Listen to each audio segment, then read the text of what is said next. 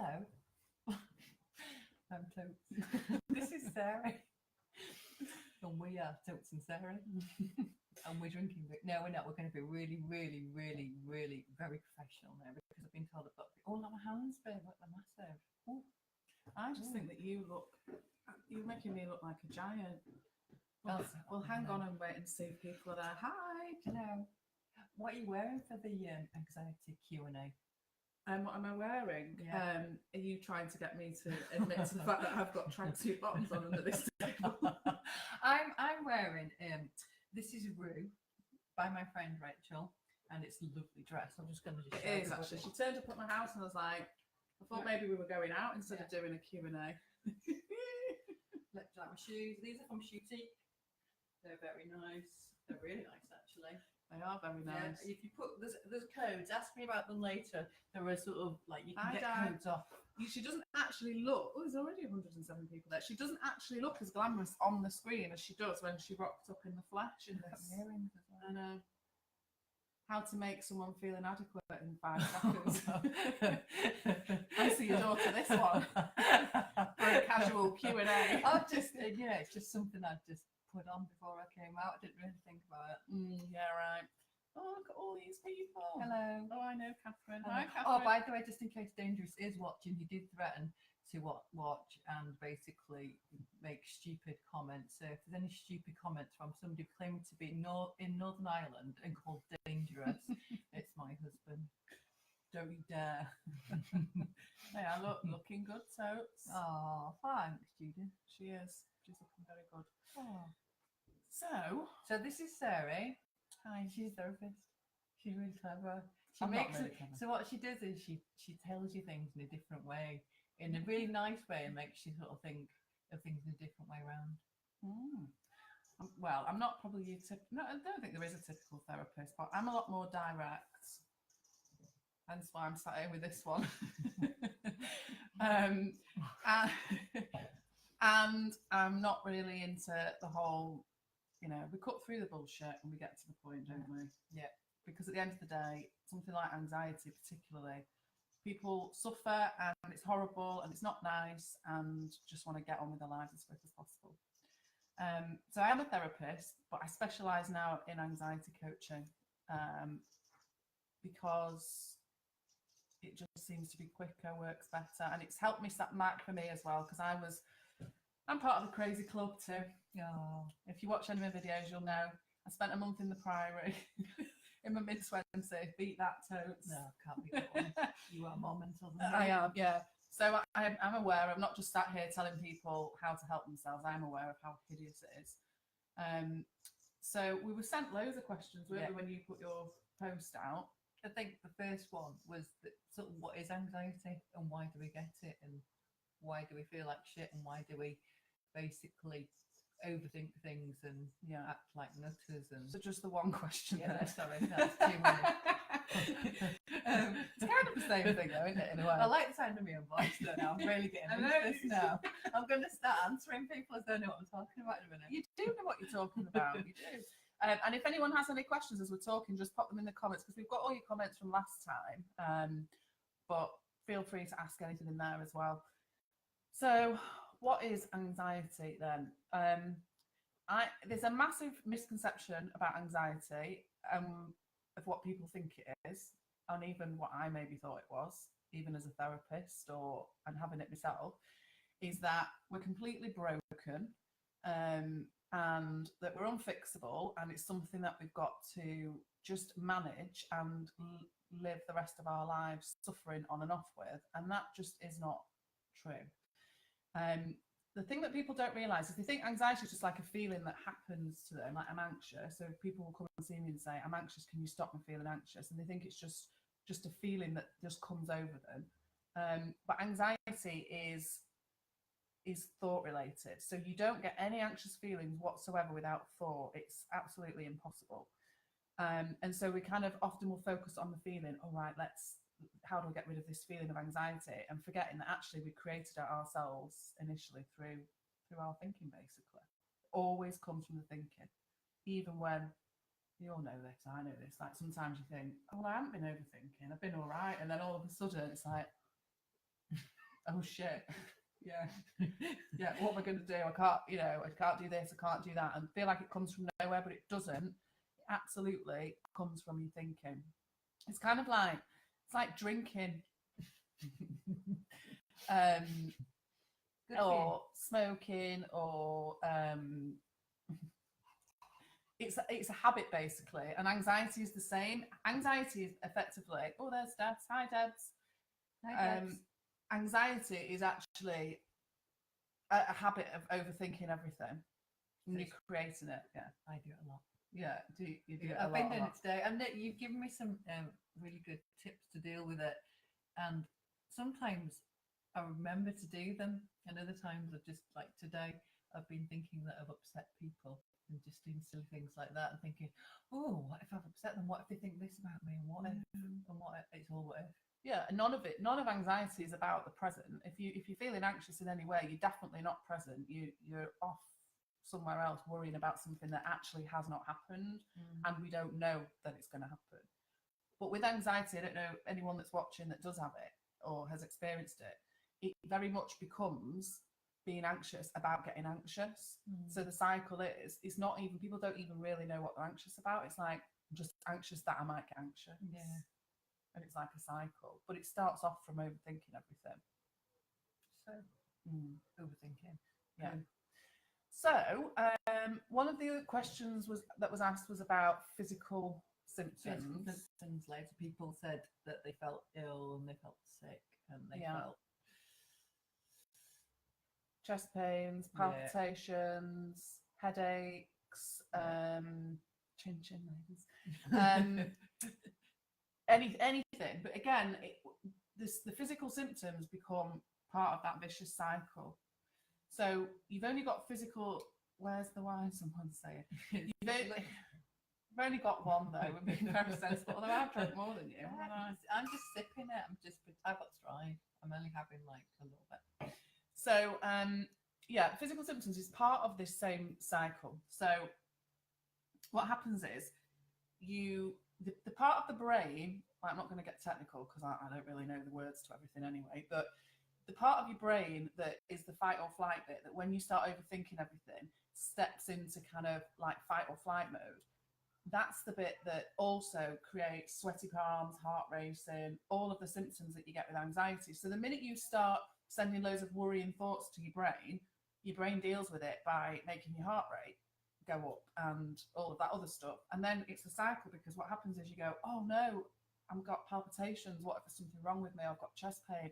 What if it never goes away? What if there's something wrong with me? Blah, blah, blah. And that creates more thinking. So it just keeps it in that cycle, that massive big cycle. So am I mental? No more mental than anybody else. So we're all fine. We're not mental. We are all fine. We're all fine. We just need to teach ourselves to be. Well, we just need to stop interfering with what human nature has given us, because people worry and we have thoughts. So people say to me, so how do I stop overthinking everything? Well, you don't do anything, because thoughts come and they go. Simple as that. They come, they go. So you saying, I have a thought of, oh, what if people are talking about me? Or I've been horrible to somebody. What if they're upset with me? What if I got pissed last night and made a dick of myself? Yes. Conversation we've maybe had at some point. Yeah, the type of, worrying about what ifs and what if that happened and what will people think of me? You then kind of, you can have that thought and think, well, leave it alone. Or you can sit there for 3 hours trying to work it all out. I've done that. Yeah. You go, what if they hate me? And then what if this happens? And then that happens. And then so-and-so doesn't like me either. And it just goes on and on and on and on. It's literally, someone saying they can't hear. Can everyone else hear? It's not like I'm not loud, is it? You are quite quiet there. Can everyone else hear? Please up the volume. Oh no, shit. What's going on? Sounds okay here. Okay. Okay, let's. Anxiety around pregnancy. Oh, I did that. Okay, yeah, me too. Okay, so my anxiety began after and during pregnancy, ended up under a psychiatrist, hit menopause, and it's kicked off big time again. But doctors are not keen to accept it's hormone related. Totally believe it is, can change. it's really hard for me to sit here and say this because I've been in the situation where I can't even tell you the amount of blood tests I had at some stage or other where maybe it's because the vitamin D is low, or maybe it's because of this, or maybe it's because of that, or maybe it's hormonal. Now, there's no denying that changes in hormones affect our bodies. Things are different in there. And if people are kind of susceptible to being quite anxious, then any little change in your body, we're kind of like on it. Like, oh God, what's this? What's that? So every single month when I'm hormonal, I think, oh, I'm usually anxious when I'm on. So lo and behold, I will get anxious because I'm telling myself for the run up to it for 3-4 days that that's what's going to happen. So it is thought related. I'm going to go back to your comment in a bit later on, and there's a really good podcast about anxiety and menopause that you should listen to. It's brilliant. But if you think about anxiety in pregnancy, is it any wonder that women become more anxious in pregnancy? If it's related through thought and overthinking, there's probably no other time in our lives where we can find shitloads to worry and stress about, isn't there? Yeah. What we're going to do to our children? Are we going to be able to look after them? Yeah. What if I'm anxious when I'm with them? What if? So the thinking will naturally increase. And if you're already feeling a bit anxious, then that's just going to skyrocket and take it through the roof. And you don't feel like your body's the same. And I think looking back to, because I had postnatal depression, and I talked about this a lot. And it's funny because I had loads of stuff going on at the time, which I won't go into now, but quite serious stuff, one of which my dad was dying. And I look back and go, oh, well, yeah, I had postnatal depression.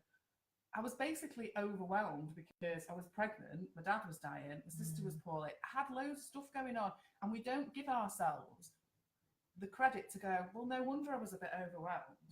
It's like we put the label on it, oh, it's because I'm this, or it's because I'm that. And actually, it's because you've got a lot going on, and you're getting caught up in all your thinking, basically.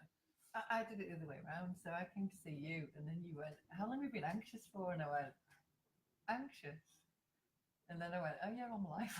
Anxious? What's that? Oh yeah, that shit. So you did tell me some things about, I was very, very anxious after I had my first, and probably before, but afterwards I had some really horrible thoughts, which I think is all very normal, actually. It is, and people think I'm mad saying this now, but thoughts are completely neutral. We're the ones that bring them to life. We're the ones that give them the energy, make them real, make them become part of our reality. So again, people talk about, I had this really awful thought. You know, I'm again very open that when I was first just had my daughter, I remember lying in bed. It's not funny, and I don't know why I'm laughing. It sounds like such a sight. I remember lying there going, what if I sleepwalk and I go to the kitchen and get a knife? I'm not even awake. Yeah. But I don't realise what I'm doing, and then I kill my husband in bed next to me, or I kill myself, or and I don't even know I've done it because I'm asleep. Ridiculous, really irrational thinking. But thoughts like that, so I might kill my husband, and what shall I have for tea, are actually the same thing. They're just thoughts, but we give so much to that. Again, beating ourselves up. You know, I'm a bit snotty. If you had a dream that was really random and a bit scary and a bit, then you wake up the next morning, you might be like, oh, that dream was a bit weird. Yeah. But you don't beat yourself up about it all day. No, you just go, oh, that's just a dream. Just a bit random. And that dream is just made up of lots of thoughts. Well, we're doing exactly the same thing during the day, but we're just attaching so much to it. Like, oh, that's I thought that, so I must be terrible. I have done, and I've really tried not to since you told me not to, but I didn't just tell her not to, by the way. If there's any other therapists watching, she just bosses me about. Then what you got to do is, no, this is like what you go. I've had a bad thought. I can either now go bye bad thought, or I can go fuck off bad thought, or I can go, oh, I'll sit and think about that for 3 hours and think I'm fucking mental. What's wrong with me? Yeah. Especially, you know, if it's something really bizarre, like, you know, like say that similar sort of thing. Yeah. What if my baby dies? What if I just go in and say you've got to go in and check her every 5 minutes, and then you can't sleep, and then you wonder why you're anxious. And yeah, because the more you have those horrible thoughts, it's like you're keeping it there in your reality by thinking about it. So every day we experience our life through our own thinking. So you and I sat here now are both experiencing this differently through what we're thinking. She's probably thinking, short. No, But I try not to say stupid things. Don't do that. But, you know, so we will experience it differently through our thinking, even though we're both sat in front of the same computer doing the same thing. So we are choosing that reality through our thinking. But actually, I just need to add on that. We can't control thoughts that we have. We all have crazy random shit thoughts. And anyone that hasn't is very lucky. I'm not sure I believe you. And if you don't have them, I will give you some of mine. Yes, You can have some. I'll give you some of those. What if so and so doesn't like me, and what if they think I'm a cow, and what if I say, oh, maybe I said something 3 weeks ago, and I'm going to think about that and worry and think if I've hurt somebody's feelings. Yeah, bring it right back into my reality to the point where I think about it that much that my heart starts racing, and I start telling myself I need to go in fight or flight mode because I might need to have confrontation with this person, or I might lose all my friends, or I might lose my job, or whatever it is. And that's when all of the physical symptoms then come, and it's this vicious cycle that just keeps going round and around and around. And it is hard. It is, when you're in it, it does feel really hard, but it's really important to know that you've created it. Because often people think, oh, well, if I just left my job, I'd be all right. Or if I just change my husband, I'll be all right. Or if I get a new house that's bigger and better than Totes Towers, I'll be all right. It's like we always think that things external to us will make a difference. And, you know, anyone can overthink. I was going to think of someone really rich. What's the guy called that owned Apple? Jobs, isn't it? I don't know. I want to say Bill Gates. That's who I was thinking, but he's Nintendo, old school. He's Microsoft. Yeah. He is. You know, they will have overthought things as well. Let's have a look. I've seen the film about the man that worked for Apple as well. Anthony very much. Always called Dangerous. Dangerous, not Anthony. Oh, yeah. Don't be outing him. Okay. Oh, right. I like Sarah Lundy. Hello, Sarah Lundy. Drinking a Magnus. Physical symptoms massive with me. I get flu symptoms, shakes, cold, aches. I recognise it now, and that helps me manage it. Knowledge is good. Yeah, it is. It's definitely helpful. And one of the things I would say about that is it's a bit of a catch-22 because you don't need to manage it. If you leave it well alone, it's going to pass. It's when we try and micromanage our symptoms. I hear so many people say to me, all right, well, I've got this, and if I can just get rid of this one symptom, I'll be all right. So I'm going to work really hard to get rid of it. And the minute you start working really hard to get rid of something, it's not going to go anywhere because you're putting it at the forefront of your mind.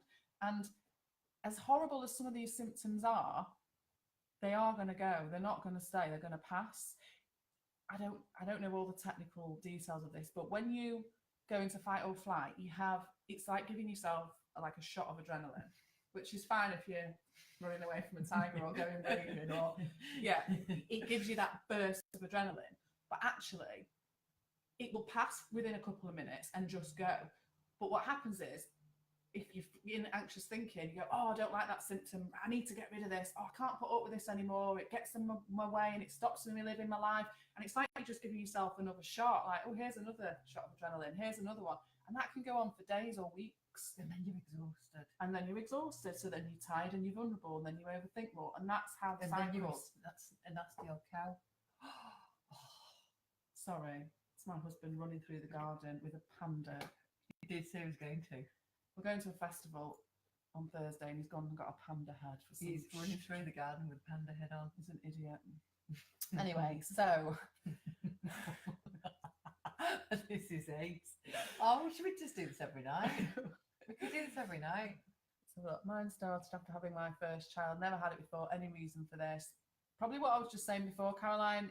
Loads of overthinking, loads of worry, loads of pressure to get everything right and have everything prepared and be completely organised, and created a load of thinking. I don't think anybody goes through their life not experiencing anxiety. I did this thing where I talked to myself, and I can remember these dialogues in my head, and they were hilarious. When you think back about it now, they were hilarious. It was like I'd read all these books about what to do with a baby, but I'd read so many different books that I didn't know what I believed. And I wanted to take bits from this one and bits from that one, and then but none of it worked out anyway. And I just used to sort of go, I just need to get her into a routine. Yeah, I just need to get her into a routine. you need to When let them they're in cry, there, then someone and else then- says you don't let them cry, then And then someone I go, says I can't remember how to put the pram together. I can't remember how to put the car seat in. And it went on like that. Yeah, It was it does. hilarious. But I remember I'd give myself pep talks. And it'd go, it'll be all right when we get to this point. Yeah, it'll be all right. It'll be all Be all right once Be my all husband right. gets home from work. And I'll fucking kill him anyway. I'll just literally shout at him constantly and then eat some cake. I used to remember sitting there actually like clock watching, and if he was like 5 minutes late, I'd be like, he doesn't understand, he doesn't care about me, he doesn't like wanting to kill him. Like, he's just clearly out earning a living to keep us. But We're all the same. That's the best thing to know about this is we're all the same. yeah, inside. we are. And some people hold on to thought more than others, i.e., those that class themselves as anxious. You're no different to anybody else in the nicest possible way. We're all obviously all different, but You told me that anxiety is just sort of overthinking on a massive. yeah, it is just complete. It's a really bad habit of overthinking everything. That's it. That's all it is. I say all it is. I get that it feels horrendous and there's layers to it, but that's what it is. Someone said theirs came on after having an accident. Again, it's no surprise. Like, you know, when your kind of mortality becomes in front of you and you think, gosh, something really bad could have happened, that's bound to trigger loads of overthinking. Okay, let's have a look. Is it possible that other people's energy can trigger your anxiety? No. I know that people believe that it is. Now, imagine if that was the case, how on earth could I be a specialist anxiety coach? I'd be having panic attacks on a daily basis. But everybody came to see you got out more anxious when they came in. Before my client comes up and like, right, just I 1 know minute. we need to talk about this because do you know what? And this helped me because sometimes I think I'm an absolute alky. I know I'm not, but I'm not. But I am a bit. Sometimes I have to talk to myself about not drinking too much. And you said to me that if you've got anxiety, but you did say if I've got anxiety, then having a drink is going to make you feel so brilliant because it just makes it go away. Yeah, but that didn't say to do it. No, I didn't know. No, But when you explained something to it, it made me actually realise why I do something. Right, so what happens with alcohol, okay, is, I can't remember what I was saying before that now. But It wasn't I'll interesting. This is interesting. It's probably helpful, yeah, to you. Bloody hell. Let's talk about booze. It's Yeah. all about me, you know. Well, what alcohol does is it suppresses your nervous system. So, you know, I'm not going to sit here and say to people, oh, I know what I was asking. It's kind of relevant to this anyway, but it's not, nothing on the outside makes you anxious. It's your thoughts about any situation that creates the feelings of anxiety. So, putting alcohol in your body, it's poisonous. It's not great for you, and that's why there's guidelines, etc., etc. Just have to get that in there, disclaimer. However, what happens is it suppresses your nervous system, so it makes you feel a bit chilled out because your fight or flight mechanism that might be going is suddenly it's like, we're all right. There's no tigers. There's no panic. Have another glass. You know, you're all right. So it's suppressing your nervous system. But the difficulty with that is once it suppresses your nervous system, once the alcohol comes out of your body, you're then going to get a surge. You're going to get a surge of adrenaline. Like that's why hangovers can feel so awful, and that's. But if me and my husband go on a day out or a night out, which we don't do that often, partly because I get so anxious afterwards, and it's not worth it because he has to be single dad for 2 weeks after, basically. But we will both feel rotten the next day if we drank too much. That's just what happens. It's your body rejecting the alcohol. But yet he gets up and gets on with his day with a bit of a headache and he might feel sick. I, on the other hand, feel like the world is going to end. I'm going to have to leave my job. That he's going to leave me, that I'm going to lose my house, that I'm going to, like, to me, the world is going to end. Now, that's just my thinking because I expect myself to start feeling anxious. So I just create it. But once the alcohol is out of your system, it's not making you anxious. Again, I have a story that I say, oh, if I've had too much to drink, it's usually about Thursday when I feel okay. So lo and behold, it's always about Thursday. Because that's the story that I've created around my anxiety and alcohol. I feel better whenever I drink again. Yeah, because it's suppressing. I feel better. Come Sunday morning, it's about Sunday tea time. I feel better again. So you'll feel good. Whereas mine's Thursday. I just need to change mine to Sunday tea time, and then I'll feel much better in the week. But it does, and that's why people have hair of the dog, isn't it? Because it just then goes back to suppressing the nervous system. I'd like to point out that sometimes I have over-exaggerated my alcohol consumption. She absolutely for comedy value, and I do drink. Sometimes I drink too much, and then I go through this let's run a lot type thing. Oh yeah, running's good for. Yeah. Yeah. So again, stuff outside of that, running, you know, you love your running, it helps you. Yeah, it does. There's no doubt that running and exercise increases your serotonin levels. But what's important to understand with anxiety, it's not unless you unless you don't drink, unless you run, unless you do this, this and this, you are going to get anxious. It doesn't work like that. These things may help, but they're not what's causing it or not causing it. Yeah. Because the problem with that is you can be great at running and then say you have a week off, it's like, oh, I'm going to get anxious now because I've not run, and it's not true. It's just that you think you are. I'm having shocking panic attacks when driving, which is really scary. Started when I started the menopause and the doctors put me on sertraline. Okay. It's so limiting and frustrating. Coping, I feel the attack brewing. Well, in terms of safety, just pull over if you don't feel obviously capable of driving. But it sounds like probably, you know, I can hear the little story, like when I started, this is when it started. This is, and now it's when I get in a car. Your story is all around driving, and that you might, so you're going to start having anxious thinking every time you get in the car. And it's about starting to accept and realizing that actually those panic attacks are just created through your thinking. Well, what if you stopped having that story? What if you made up another story that, you know, actually you could drive the car and be fine? And it sounds dead simple, but that is what it is. It's you before you even get in the car. There's probably loads of anxious thinking about the fact that you're gonna get in the car and be anxious. Yeah, and so you will be. Thoughts aren't facts. Favorite quote I share with the kids. Yeah, that is absolutely true. Thoughts are not facts. They are total and utter illusions. Yeah. And it's a load of, excuse my French, it's a load of bullshit that we make up to get by in whatever scenario that we're in. And, you know, so it's if not you're going to get in the car and think that, you just need to, I don't know, is it a good idea to put some music on? And I don't know, just like to try and change your thought process. But like you said, Sarah told me that what you do is you go, I've had that thought, now I'm not going to overthink it. I'm not going to go, oh, I feel really anxious. You just go, right, just park it. Yeah. It'll go of its own accord. Tell the story. Tell the God, story. Tell the story about when you sat in this. This is genius. This I've told the kids this. You sat in the cinema. Okay. And you're in the cinema and you're watching this film, and it's obviously War Horse. War Horse is the saddest film in the world, and I literally am crying. I'm feeling quite tearful thinking about it. And then you're sitting there and you're absolutely just distraught because the horse is just like going to get killed, and then basically the person next to, so you're absolutely, you know, right in the moment, so sad. Yeah. Then the person next to you picks up a phone call and starts laughing, and you turn around and go, oh, you fucker.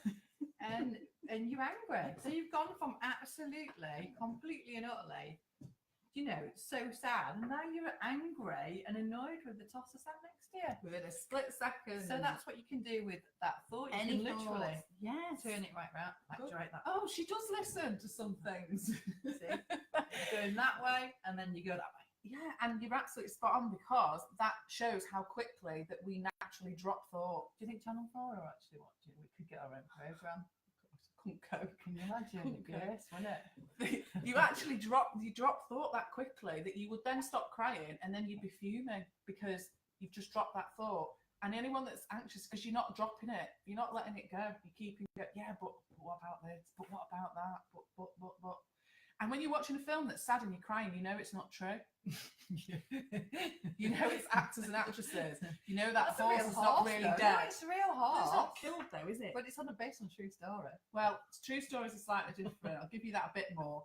But, I don't think we watch film. You wish you want it to be, don't you? To excuse your tears.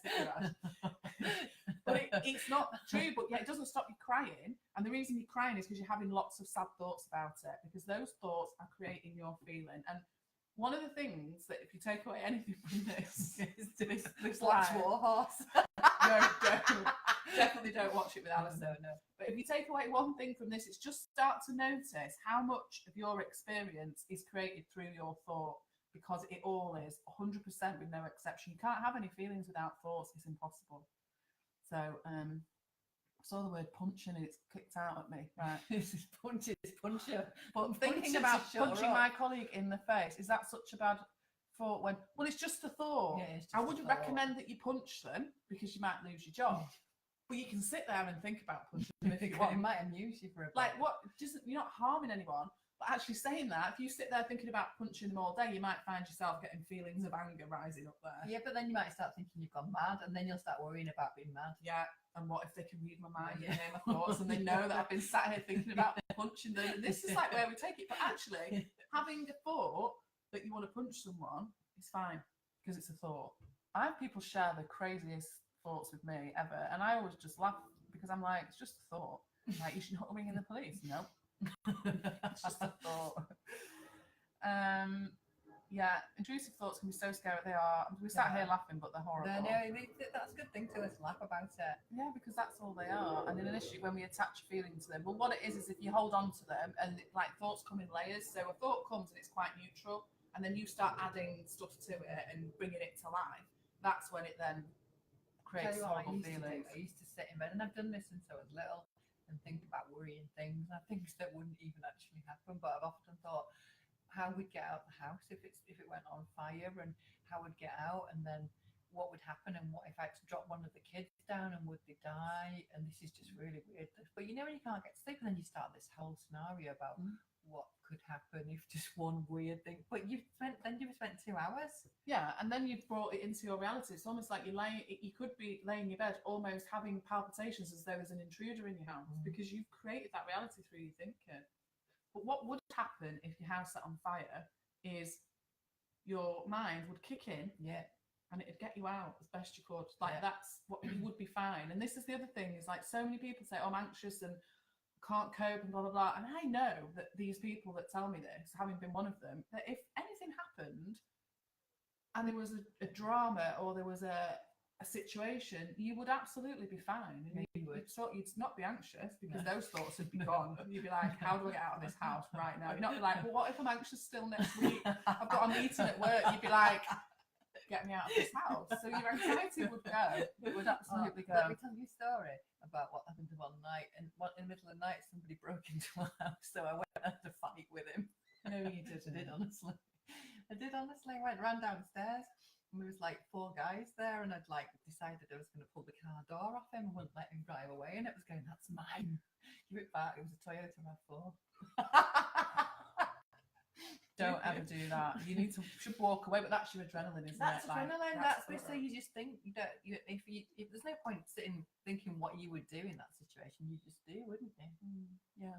Someone's just put, it's a great therapy session. We could do it on a weekly basis. We could, yeah. It's not therapy, it's coaching. Yeah, we're not. Yeah, it's better. It's even better. Next week she's going to put me in one of those things. They put me in a cell. Yeah, definitely. And if not, we could just like get a shirt and wrap my hands around like that. Someone's put here. Let's see what time it's half past. Someone's put here. The only thing I found really works for me is breathing. Now, I'm going to sound like a bitch here now. Oh, I don't know anything about this. You can be a bitch on your own. But you know what? Breathing is a good job because you wouldn't be alive if you weren't breathing. And I say this a little bit tongue in cheek because breathing does help, because what you're doing is you're slowing down your heart rate. But even if you don't sit and breathe in, your heart, you don't wake up in the morning and tell yourself how to breathe. Your body just does it naturally. Any women out there that have had babies, I know we both have, how do you get a human being out of there into the world? Who knows? You just do it. You have a bit of guidance, but your body, your waters break or whatever, your body does what your body needs to do. And that's the other thing that we forget when we're in these shitty thought storms of worry, that the body, we're not going to forget to breathe. No. Our heart's not going to forget to beat. And it's just going to take over. So if you know that stopping and just focusing on your breathing will help, but even if you didn't do that, your breathing will regulate at some point because that's what the body naturally does. Panic attacks. What do you? Well, no, I had a panic attack when I finished the Loch Ness Marathon last year, which is a bizarre thing to do. But it really, really, really killed me getting the last 4 miles. But it's not bizarre, is it? Think about it. what's happening in your body when you are finding the strength and there's no way I could run a marathon. What is it? What's going on in your body with that?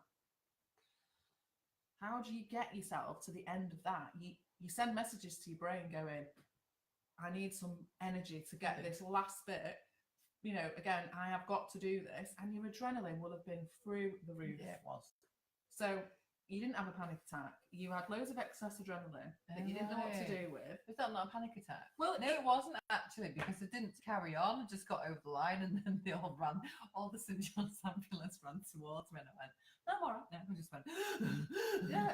There was probably just that much adrenaline in your body. Then you come to the end, and your body's like. It's like if you were sat here now and I inject panic attack. Oh, that's good. You sorted that out for me. But it doesn't matter even if it had been. It is what it is. It's just thought. But if you're sat there and I put adrenaline in you now, you would literally be shaking like this, and like, because it's and you probably have got to the point where you're like, I need to get.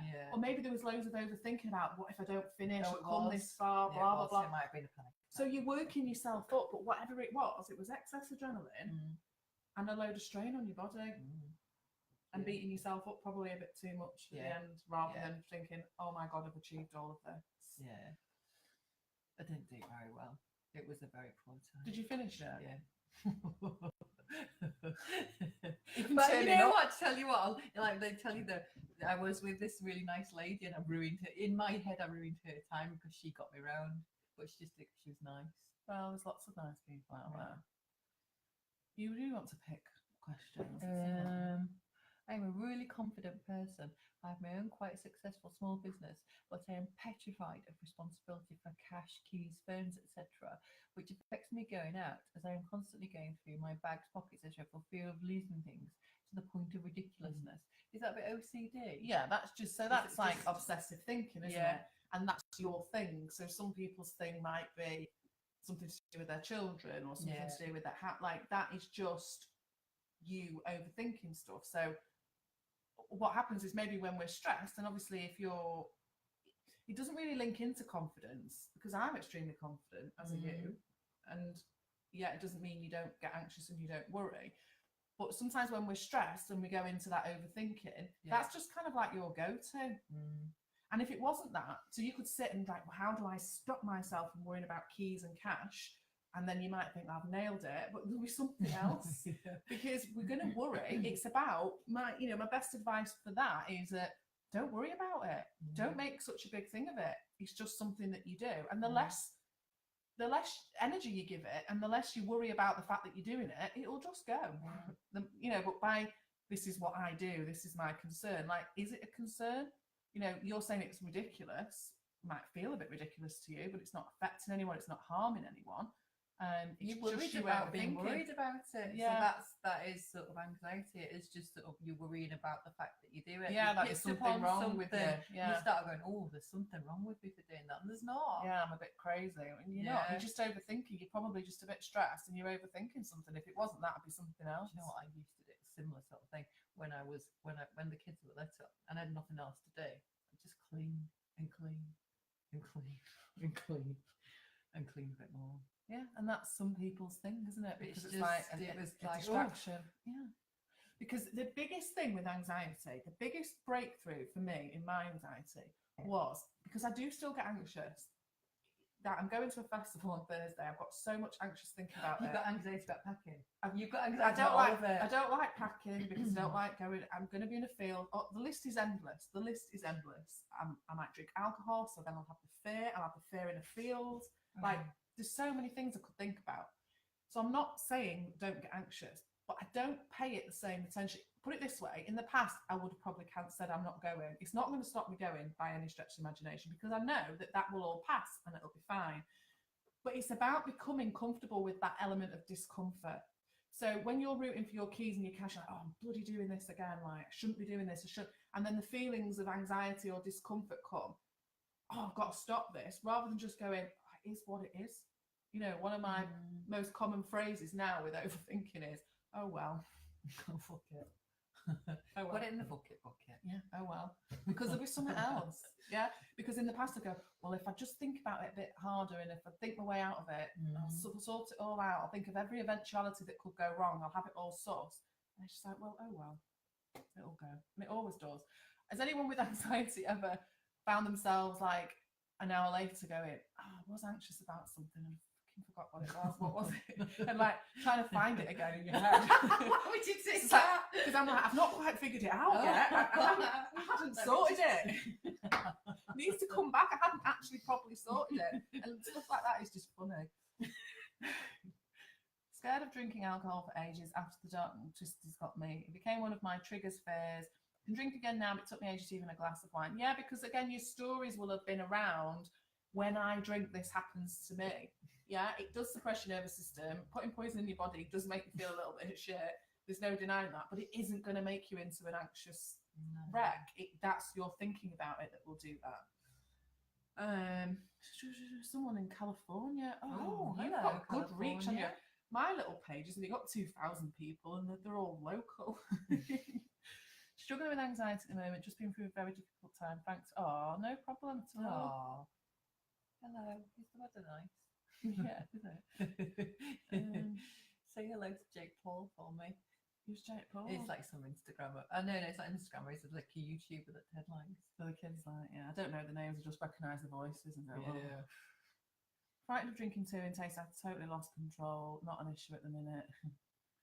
The other thing is, go with your gut instinct. If you're having one of them days, I tend to not drink if I'm already feeling really stressed or shit, because it might just heighten those feelings. Oh, no, I'm the other way. If I'm in it, do you? I have a little bit of a rule that if I'm really bad, I won't drink. But again, it's just all stories. Like if we all compared stories about how we are when we drank or how we are the next day, none of them would be the same. I do this weird thing where I'm like a lunatic when I go out. So but I've got to be the village idiot. I've got to go too far. That's your story. This is my what I story. must do. So what I do is, well, sometimes I surprise myself, but if there's disco and things, so what I do is I get a bit anxious before I get there because I'm going to be a lunatic. Then I get So you already know you're going to be a lunatic then before I it's get happened. pissed, and then I'm a lunatic because I'm stupid. You're just setting yourself up. Yeah, I do set myself up. We all do these weird things to ourselves. Though, It's just called being human. Yeah, it is human. That's yeah. There. We're human. We're just human, beautiful. We are. This is a good one. So, well, it's not good. It's not nice at all. But finding it hard at the moment. Kids are off, so they witness my panic attacks, and the pressure to get on with it is there. Right.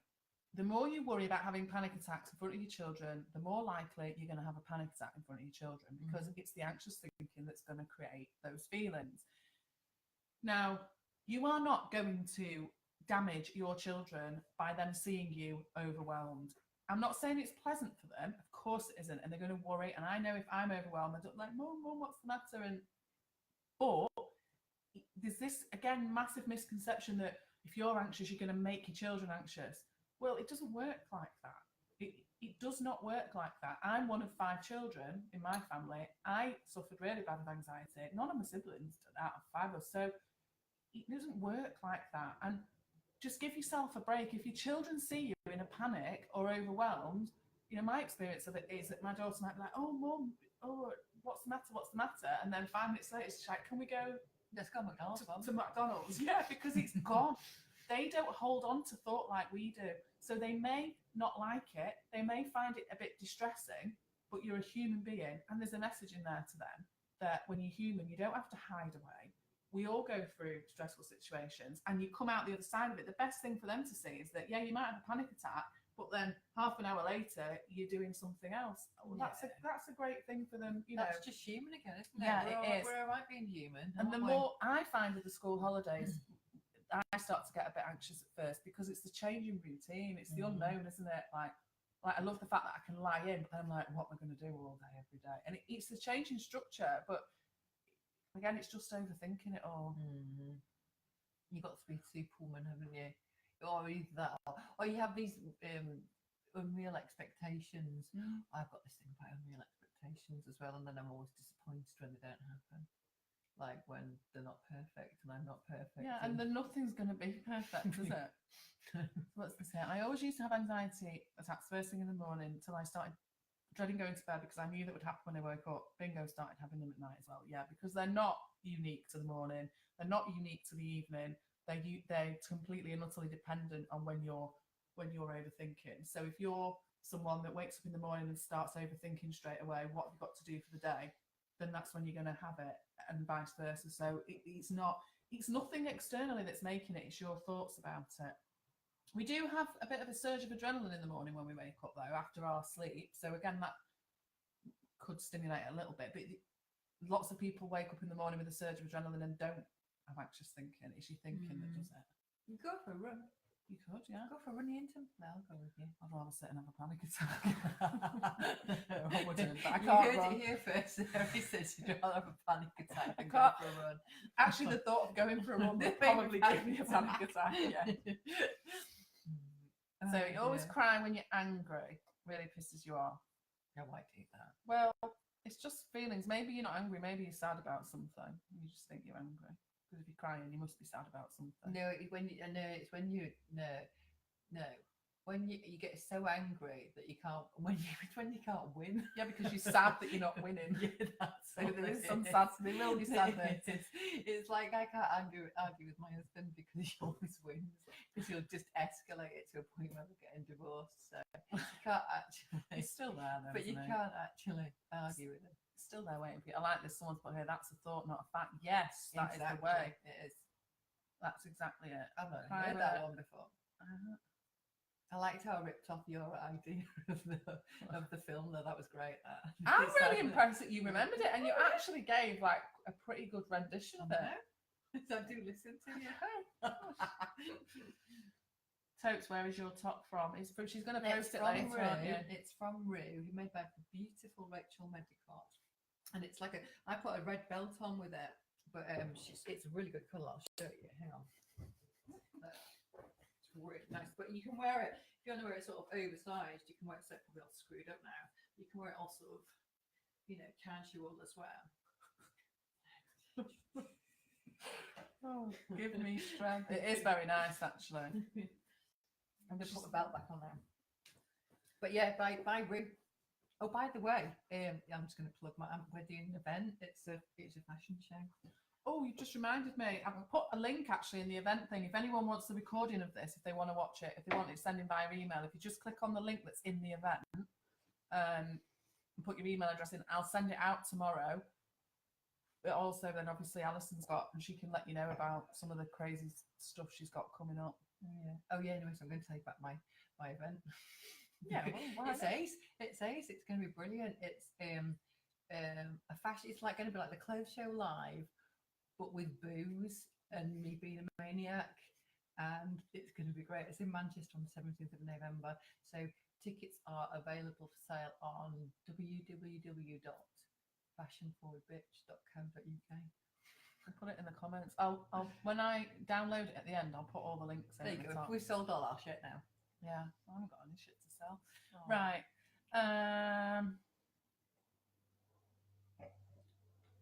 Yeah, someone's put there, I feel that doctors just try and push happy pills to you, Yeah, never they do. worked. Well, yeah, but to be fair to them, they don't have anything else really Yeah, to okay. offer. I've not hidden the fact that I've been on antidepressants, and you've. I've definitely been on So, antidepressants. I was just thinking I was speaking out of turn then, but it's been all over your page, Yeah. hasn't it? And the thing with tablets is, what they do is they resettle that nervous system. So if you're in a state of fight or flight all the time, you become exhausted and you're producing adrenaline. They settle because people say it fixes a chemical imbalance. Well, that's not like a permanent imbalance that you've got. That's just your body is like, give me a break from this cycle, and becomes off balance as it would. It's like if you were running a marathon every day, you'd be absolutely shattered. So it redresses that balance.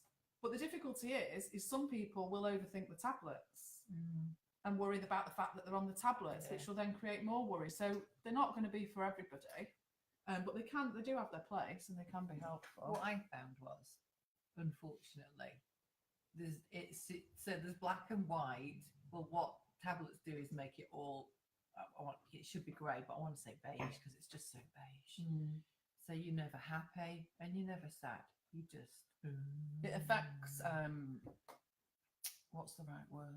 Your libido. Yes, that's it. Affects your libido as well, Yeah. because that's something that am I allowed to talk about sex on here? I think so. Because that's the other thing that I'll just say comes up a lot. But when you just say some rude words. Yeah. When people again, when they're anxious, they'll think like, oh, I can't have sex because I'm anxious. And actually, you know, that's something that increases serotonin. And it's just a story that, like, I can guarantee that once you're then having sex, that you're not going to be thinking about, you know, a fire, a meeting, a fire in the house, yeah, unless it's hot. But yeah, you're not. So again, it's like, it's about, no, this is not just about sex, but it's about saying yes to things that you think you can't do because you're anxious, because actually it's just not true. You're just telling yourself that you can't. Yo Totes from Tyrone. Oh, is that a place? I don't know. That makes me think of Tyrone in I Coronation was Street. thinking, yeah, but I'm thinking it's a place actually. Yeah, must be. Children, that's what you need to talk about. Loads of people asked in that when we said we were going to do this about children. And okay, so it's exactly the same for children.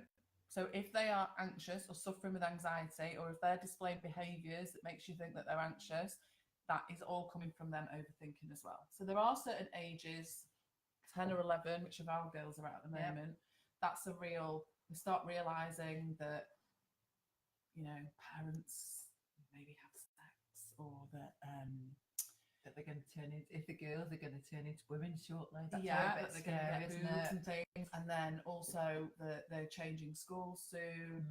You know, they realise that people die. That's another big thing that they start, because they go through to a certain age not even contemplating, which is good. We don't want them to. But then they start to realise that actually they are going to separate out from the parents and stuff.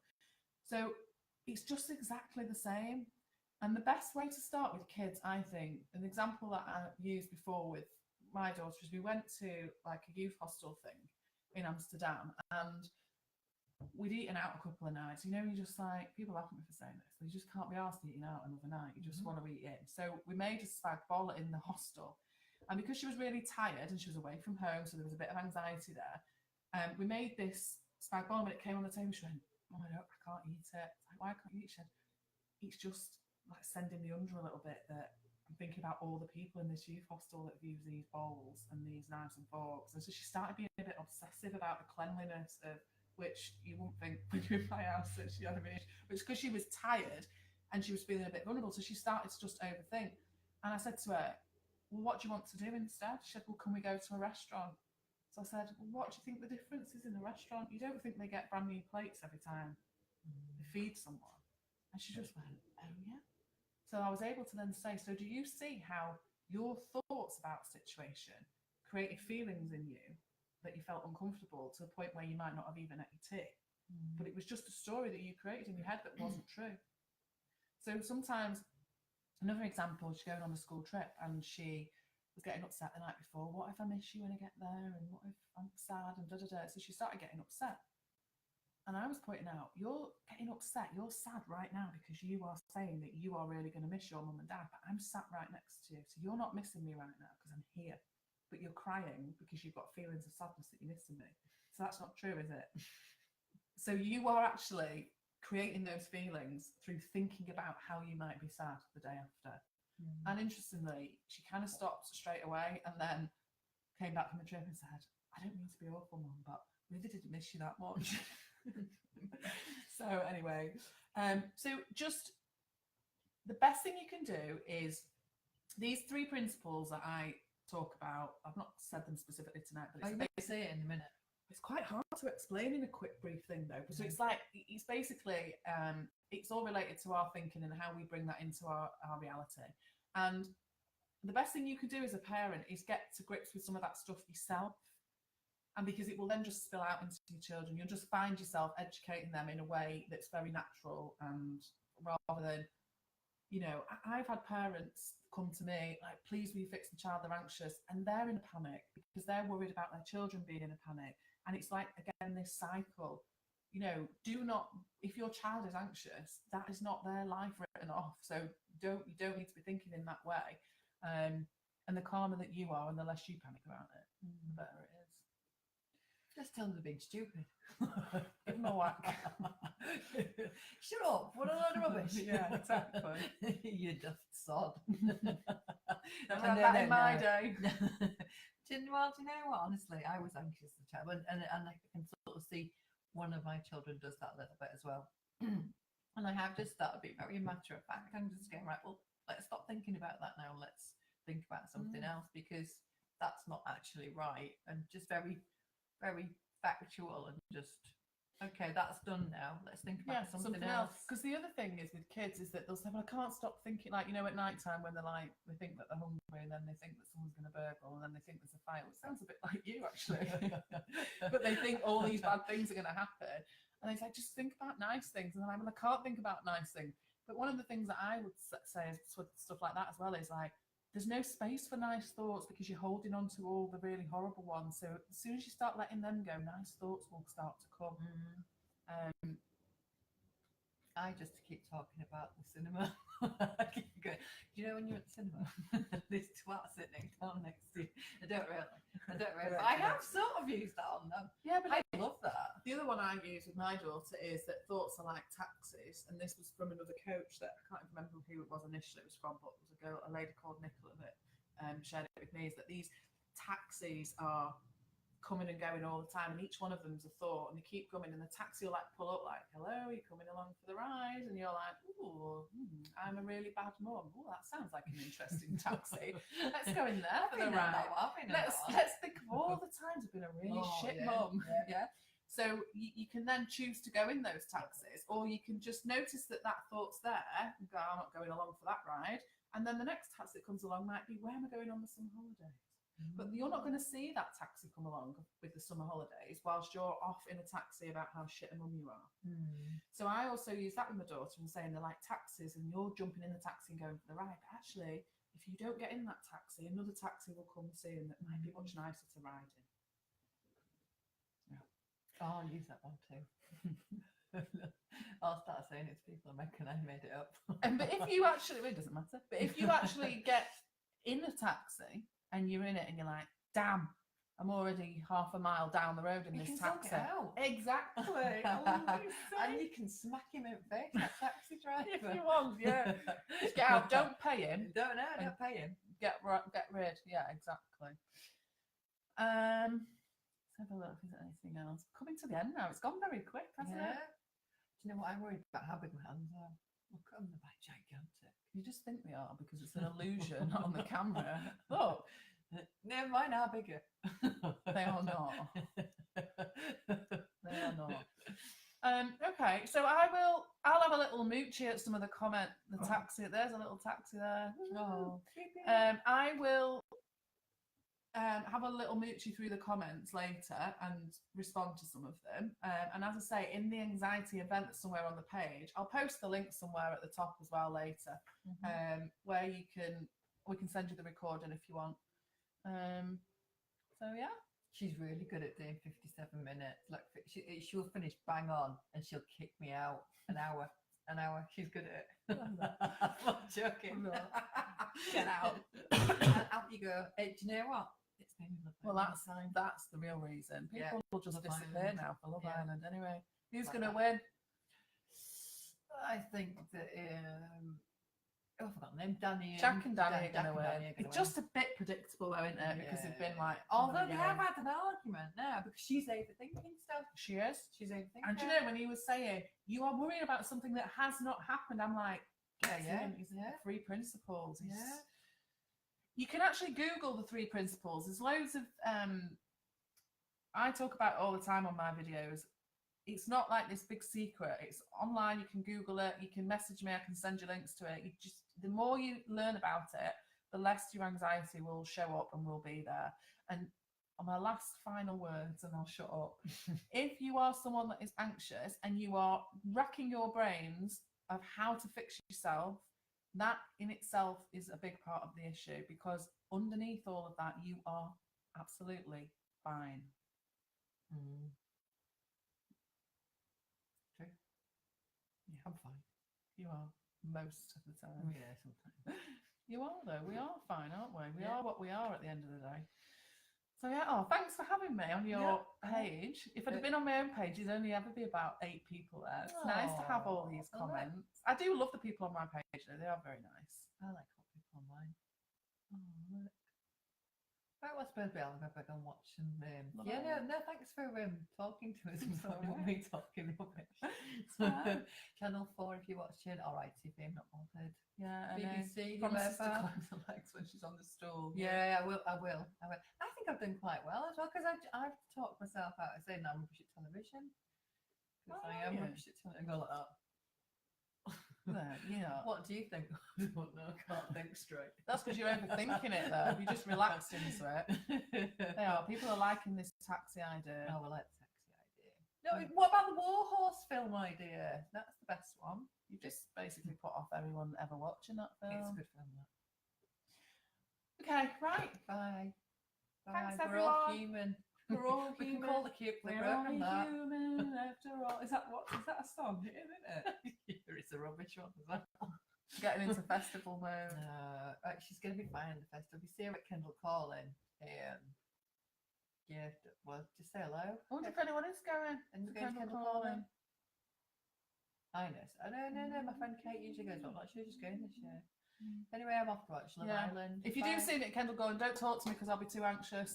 Say hi. Okay, take care, everyone. Bye. Night. Bye. Night, you sound like me, Nana. Night.